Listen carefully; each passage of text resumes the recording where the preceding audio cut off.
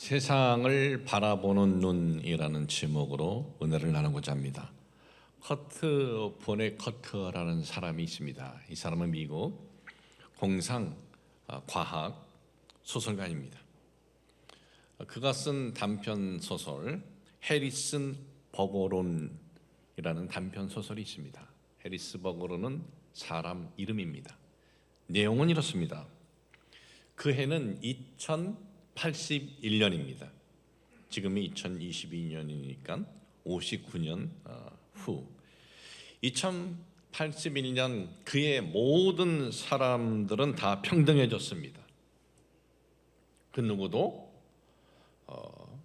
더 똑똑하지도 않았고, 그리고 심미나 또 어떤 빠름도 다른 사람하고 평등했습니다. 또한 외모도 누가 더 잘생기지도 않았습니다. 생긴 것도 평등했습니다. 이 철두철미한 평등은 미국 평등관리국이 이루어낸 성과입니다. 평균 이상의 지식을 가진 사람들에게는 귀에 이 정신장애를 주는 수신기를 꽂고 다녀야만 했습니다. 20초마다 아주 날카로운 소리가 들리게 했습니다. 다른 사람보다 두뇌가 뛰어난 것을 사용하지 못하게 하기 위해서였습니다. 12살의 해리슨 버거론은 대단히 똑똑하고 잘생기고 재능이 많은 아이였습니다. 그래서 그는 다른 누구보다도 많은 장비를 쓰고 다녀야만 했습니다. 그는 단순히 귀에 꽂는 이어폰 정도가 아니라 그에게는 커다란 이어폰을 차게 하고, 또한 두꺼운 안경, 굴곡이 심한 두꺼운 안경을 쓰고 다녀야만 했습니다. 잘생긴 얼굴을 가리기 위해서 이 코에는 빨간 고무공을 끼고, 눈썹은 싹 밀어버려야만 했고, 하얀 이에는 검은 덮개를 씌우고, 또 몇 군데다가는 뻐드렁니도 박아 놓았습니다. 또한 육체적인 이 힘을 줄이기 위해서 무거운 고철을 몸에 그는 달고 다녀야만 했습니다. 어느 날이었습니다. 이 해리슨이 자기의 모든 장비를 다 벗어던지고 평등주의 횡포다, 이 평등주의 안 된다 하면서 저항을 합니다. 평등주의, 이건 공평한 것이 아니다. 이건 정의가 아니다. 소개해드린 이 내용 여러분 어떻게 들으셨습니까? 미래 일이긴 하지만 참 터무니없고 황당한 참 이야기다, 아마 그런 생각을 가진 분도 계실 거예요. 그런데 여러분, 오늘날 저 미국이나 유럽에서 대학 교수들이 가장 많이 강의하는 주제가 바로 이 평등이라는 주제로 강의하고, 오늘날도 많은 국가들이 이 평등에 대해서 관심을 가지고 있고, 이 평등에 대해서는 오랜 세월 동안 논란이 되어온 주제 중에 하나예요. 평등, 모든 사람들이 똑같이 분배하면 살기 좋은 사회가 될 것이다 라고 주장을 했던 공산주의는 몇몇 극소 국가를 제외하고는 사실상 다들 와해되고 붕괴되고 말았습니다. 그런데도 불구하고 여전히 사람들은 평등한 사회, 평등한 세상 꿈을 가지고 있습니다. 그러면 모든 사람들이 다 평등하다면 그 사회가 행복한 사회가 되고 그 개인이 행복한 개인이 될까요? 모든 사람들이 이 소설 속의 내용같이 저마다 똑같은 조건과 상황에서 살기만 하면 저절로 세상은 좋은 세상이 될 것으로 생각을 하십니까? 이에 대해서 미국의 하버드 대학 교수였고 20세기 가장 유명한 철학자 중에 한 명인 존 롤스 박사는 이렇게 말을 했습니다. 강제로 평등을 달성하는 일이 사회의 대안이 아니다. 강제로 평등을 하는 것은 이 사회의 대안이 아니다. 그러면서 이분이 내놓은 대안이 이렇습니다. 재능 있는 사람을 격려해서 그 재능을 개발하고 이용하게 하되 그 재능으로 시장에서 거둬들인 대가는 공동체 전체로 돌아가게 하는 것이다. 가장 빠른 주자에게 족쇄를 채우지 말고 최선을 다해 달리게 하라. 단 우승은 그만의 것이 아니라 재능이 부족한 사람들과 함께 나누어야 한다는 점이다. 그 말을 다시 정리하자면 모든 사람들이 똑같은 자격과 능력을 갖는 것이 밝은 사회, 좋은 세상을 만드는 것이 아니라 많은 능력을 가진 사람을 더욱 경계하고 인정하여 그로 인해서 얻은 유익을 세상에 함께 공유하다라는 의미가 되는 거예요. 제가 이 존 롤스 박사의 이 대안을 여러분들에게 말씀드린 것은 이번에 참 이 대안은 굉장히 성경적인 의미가 있어서 그렇습니다. 여러분, 성경은 재능 있는 사람 그리고 부유한 자를 경멸하고 소유하고 있는 재능이나 소유하고 있는 그 재물을 사회에 똑같이 분배해야 한다, 그렇게 말씀하고 있지 않아요. 재능 있는 자, 성공한 자 경멸하라, 그렇게 말씀하고 있지 않아요. 성경은 강제로 평등하게 분배해야 한다고 말씀하고 있는 것이 아니라 성경은 뭐라고 말씀하고 있습니까? 많은 것을 소유한 사람이 스스로 사회에 함께 나누어야 한다. 스스로 사랑으로, 감사함으로 나누어야 한다, 이렇게 말씀하고 있어요. 그러니까 강제로 분배를 하라 이것이 아니라 스스로 자원해서, 성경적으로 말한다면 아가페 사랑으로 그런 삶을 향하라, 그렇게 말씀하고 있어요. 물론 성경은 가난한 자 돌봐야 된다, 힘없는 자 외면하면 안 된다, 거듭거듭 말씀하고 있어요. 성경은 가난한 자를 돌봐라, 힘 없는 자에 대해서 관심을 가져라라고 말씀을 했다고 해서 강제로 다른 이들 것을 빼앗아서 분배하라, 그런 의미가 아니에요. 성경에 가난한 자, 힘 없는 자에 대해서 돌봐라, 관심을 가져라라고 말하는 이유는 사회가 가난한 사람, 힘 없는 사람에 대해서 우습게 보기 때문에 그런 거예요. 무시당할 수 있기 때문에 그런 거예요. 그래서 성경은 부자에 대해서 관심을 가져라, 부자를 돌봐라, 이런 언급이 없어도 가난한 사람들, 힘이 없는 사람들에 대한 언급이 있는 거예요. 부자들, 힘 있는 자들, 재능 있는 자들은 사회가 무시하지 않기에 그런 이들은 돌보라 하지 않은 것이지, 부한 사람들, 성공한 사람들을 경멸해서 돌보지 말라 한 것이 아님을 우리는 알아야 합니다. 이처럼 이 세상에는 부한 사람이 있는가 하면 그렇지 않은 사람이 있고, 또 재능 있는 사람이 있는가 하면 그렇지 않은 사람이 있어요. 우리가 사는 환경이 바로 이런 환경이에요. 이런 환경인데 부한 사람들, 그리고 오늘의 우리의 처지, 그리고 우리가 살아가는 이 세상에 대해서 우리가 어떤 마음을 가지고 어떤 눈을 갖고 살아야 할까요? 첫 번째는 인생에서의 어떤 성공을 자신의 것만으로 생각해선 안 된다라는 눈을 가지고, 그런 마음을 가지고 살아야 돼요. 인생에서의 어떤 나의 재능, 어떤 성공을 나의 것으로만 생각하면서 살면 안 된다 이거예요. 살면서 어떤 성공을 이루었던, 어떤 꿈을 성취했던, 어떤 다른 사람이 없는 재능이 있던, 이것은 다 뭐냐? 그것은 사회 공동체와 함께 공유하면서 살아야 한다라는 그러한 마음을 가지고 살아야 된다 이거예요. 오늘 여러분들에게 읽어드린 이 본문 말씀, 우리가 너무나 잘 읽고 거의 외우고 있고 성경 딱 펼치면서 딱 보는 내용이 본문 내용 아닙니까? 태초에 하나님이 천지를 창조하시니라. 태초에 하나님이 천지를 창조하셨다. 이 말씀은 우리가 이 세상을 살아갈 때 이 천지를, 이 세상을 어떻게 바라보고 살아야 하느냐에 대한 말씀이 아닐 수 없습니다. 이 세상은 다 누구부터 시작되느냐? 하나님이 해주신 거다 이거예요. 여러분, 흙 한 톨, 풀 한 포기도 우리의 것 아닙니다. 여러분, 우리의 삶을 한번 보세요. 우리가 이 땅에서 삶을 시작했을 때 우리의 손에 뭐 쌀 한 톨을 우리가 들고 나왔나요? 우리의 손에 무슨 실 한 홀을 우리가 들고 나왔습니까? 아닙니다. 우리는 아무것도 입은 것도 없고 손에 쥔 것도 아무것도 없어요.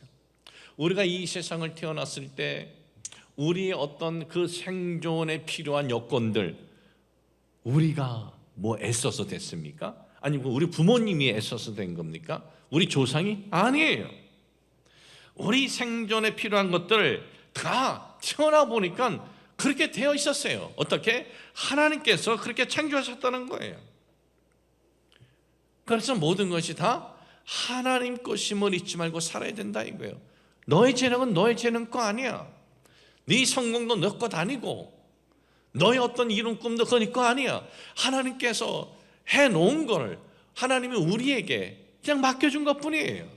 우리가 그런 마음을 가지고 살아야 된다는 겁니다. 이스라엘 역사에 가장 존경받는 인물 하면은 다윗 왕을 꼽을 수 있는데, 이 다윗 왕이 소원이 있었습니다. 그것은 하나님의 성전을 건축하는 게 소원이었어요. 그런데 하나님께서 네가 하지 마. 네 다음 세대가 할 거야. 그런데 다윗은 모든 성전에 필요한 그 많은 재물들을 다 준비를 합니다.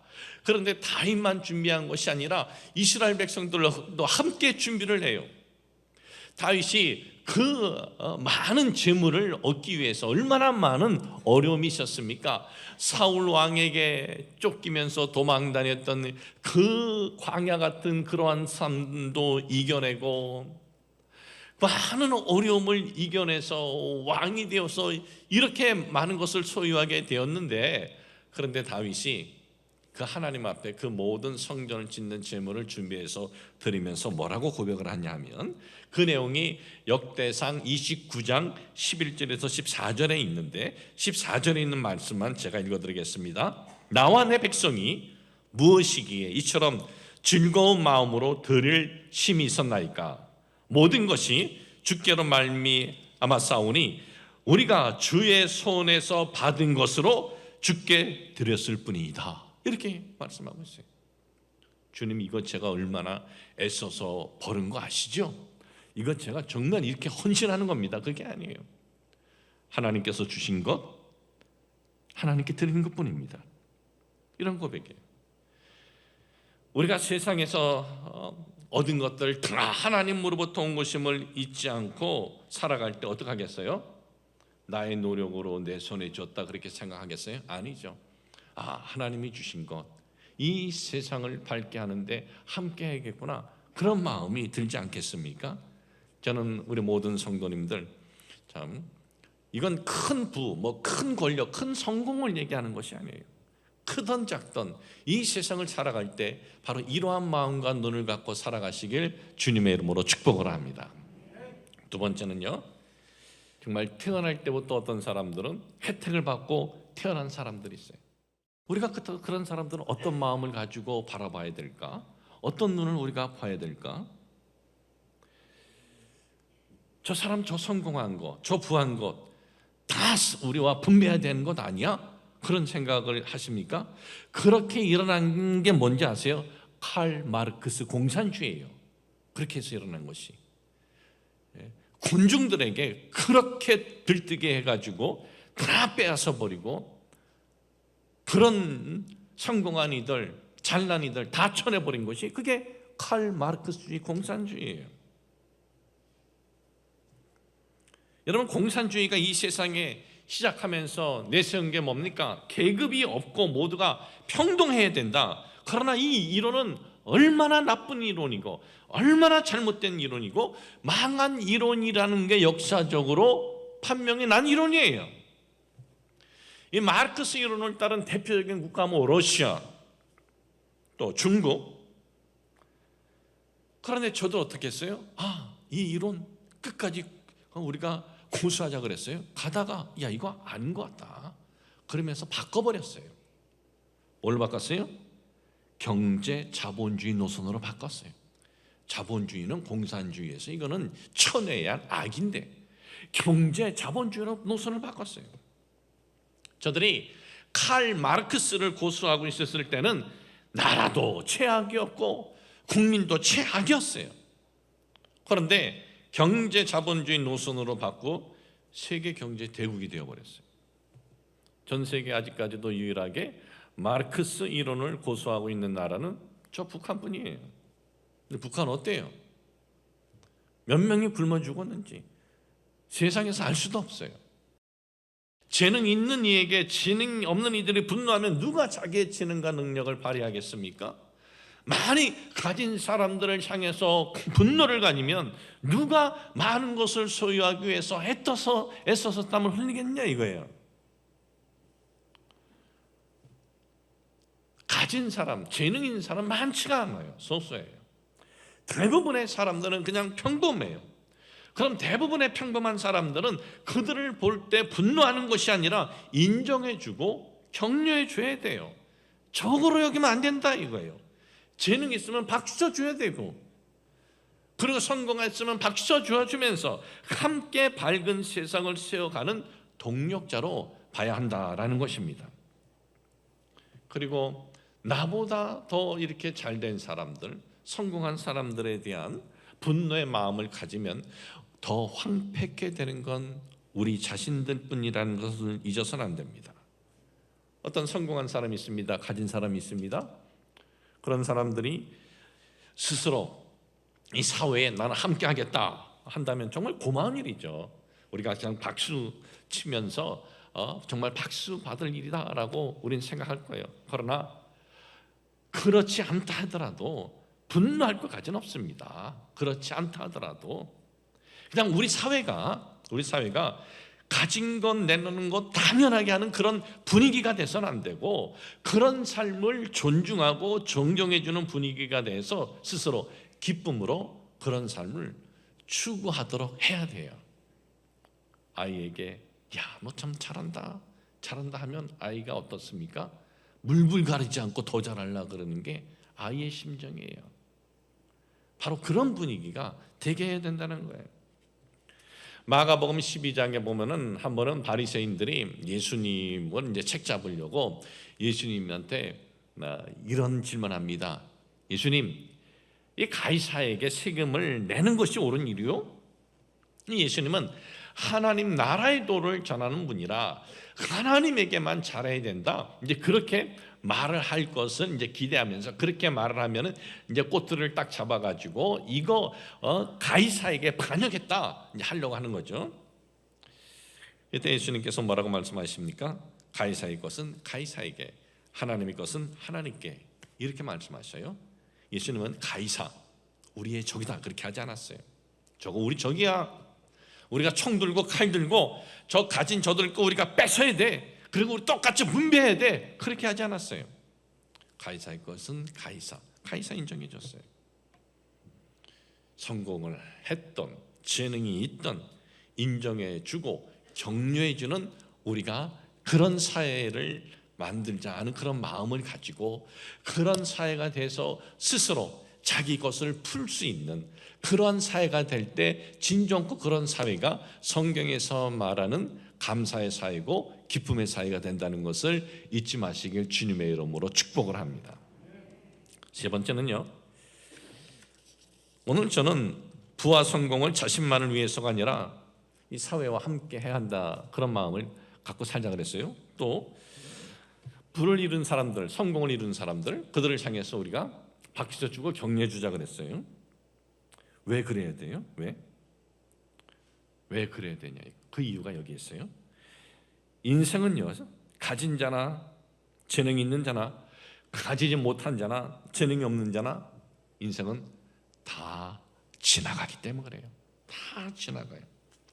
여러분, 유대교에서 이 말로, 구전이라 그러죠. 말로 성경 본문을 해석하고 설명하는 성경 방법을 이제 말로 전하는 이 방법이 있어요. 이걸 뭐라 그러냐면은 미드라시라 그래요. 그 미드라시를 통해 구전 정승된 이야기 가운데 이런 이야기가 있습니다. 아주 오래전 유대 땅에 다윗이라는 아주 훌륭한 왕이 있었습니다. 근데 그 왕이 어느 날 왕궁에 이 보석을 세공하는 총책임자 우두머리를 부릅니다. 그러면서 이렇게 말을 합니다. 이보게, 내가 전쟁에 나가서 크게 승리했을 때 그 승리의 그 환경에 못 이겨가지고 내가 교만해지면은 안 되지 않느냐. 그래서 큰 승리를 했어도 내가 겸손한 마음을 가질 수 있도록, 그리고 살아가면서 내가 어떤 큰 어려움을 만나고 고난을 만났을 때 그 고난과 어려움 앞에서도 내가 포기하지 않고 좌절하지 않도록 그런 내용이 담긴 반지를 하나 만들어서 와라. 그러니까 이 반지를 하나 만들어서 왕이 늘 차고 다니는데 그 반지에 써져 있는 글귀를 보면서 큰 성공을 했을 때 교만하지 않고 또 큰 패배를 했을 때 낙심하지 않는 글귀를 써오라 그런 거예요. 써서 반지를 만들어 갖고 오라 그러는 거예요. 이 세공인이 이제 아주 열심히 애써가지고 보석을 가지고 반지는 만들었어요. 반지는 만들었는데 어떤 글귀를 여기에 써야 할까 아무리 생각을 하고 그리고 지혜를 짜내도 안 되는 거예요. 그래서 왕의 아들 중에 가장 똑똑하고 지혜로운 솔로몬을 찾아가요. 왕자님, 솔로몬 왕자님, 아버님께서 저에게 이런 명령을 내렸습니다. 승리했을 때 겸손하게 하면서 어려웠을 때 용기를 갖고 위안을 가질 수 있는 글귀를 쓴 반지를 가져오라고 하십니다. 반지를 제가 이렇게 잘 만들었는데 어떤 글귀를 써야 할지 도무지 생각이 나지 않습니다. 솔로몬 왕자님, 저를 좀 도와주세요. 그 이야기를 듣고는 솔로몬이 글을 하나 딱 써서 줍니다. 거기에 써진 글은 이것 역시 지나가리라 라는 글이었어요. 이것 역시 지나가리라. 아무리 큰 성공을 했어도 그것 역시 지나가는 거예요. 아무리 큰 실패를 했어도 그것 역시 지나가는 거예요.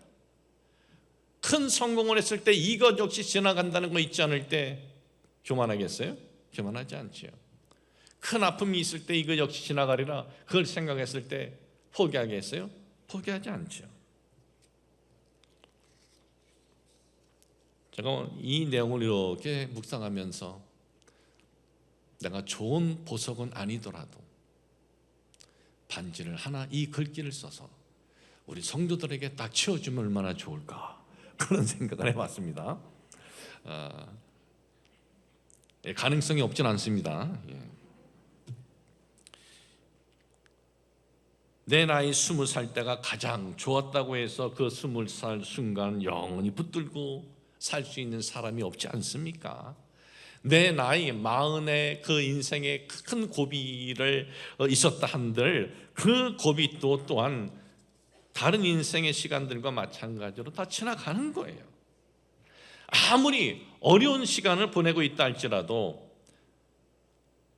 지금 여러분 중에 인생에 맞은 가장 가혹한 시기라 할지라도 그건 역시 지나가는 거예요. 뭐 한 1, 2년 전만 해도 우리가 이렇게 예배드린다는 거 정말 우리가 기다만 했지 이게 될까 그런 생각 갖지 않았습니까? 근데 다 지나가는 거예요. 그게 인생이에요. 높은 곳에 올랐다고 그러니 우쭐할 필요도 없는 거예요. 낮은 곳으로 미끄럼치듯 떨어졌다고 해서 절망할 필요가 없는 거예요. 그 모든 것이 다 한순간이고 다 지나가 버리는 과정인 거예요. 인생에서 불어오는 모든 비바람도 또 인생의 황금기도 모두가 뭐예요? 태초에 하나님이 천지를 창조하시니라 하면서 우리를 창조하시고 또 우리 영혼이 하나님 앞으로 돌아가는 지금 과정에 있는 것이기 때문에 그 모두가 하나님께 돌아가는 여정의 순간이요 그리고 과정이다라는 것을 잊지 마시길 주님의 이름으로 축복을 합니다. 그럴 때 우리가 어떤 마음을 갖고 살아가겠습니까?